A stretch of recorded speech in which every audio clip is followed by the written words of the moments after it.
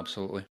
And that's the thing as well, going back to what I was saying earlier about the medication and some of the pushback you get from people who've had a tough time with their gut issues. They'll say, well, I really need this medication. It's almost life-saving in my case. And that's all well and good, and I totally agree with that.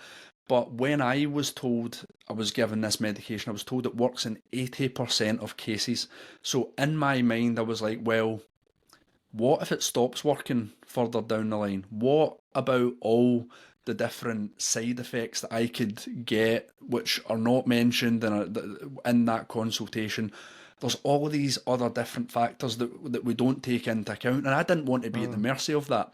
So that's why I just feel that it's important that, yeah, the medication is good in a crisis situation, but we do have other options out there, and we can. And again, going back to that whole incurable thing in the terminology, what I quite like to say to people now is, I'm not claiming that there's a magic cure-all. I'm not claiming that there's a specific diet that's going to work for you, because diet's very bio-individual.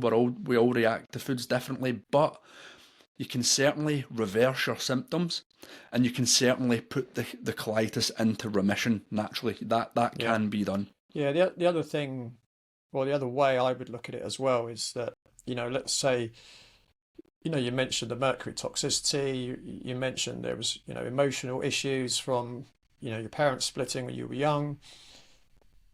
Well, if you don't address those things, potentially not only could it have caused Crohn's, but it could have caused something else as well later on, right? So, it's a little bit like, if you bought your teenager a car to drive and they kept crashing it, and you kept taking it to the mechanic to, sort out the dents, well, surely it'd be better to teach the kid how to drive properly than to keep taking it to the mechanic every day, right? So, by dealing with the root cause of the problem, you're actually saving yourself in the long term.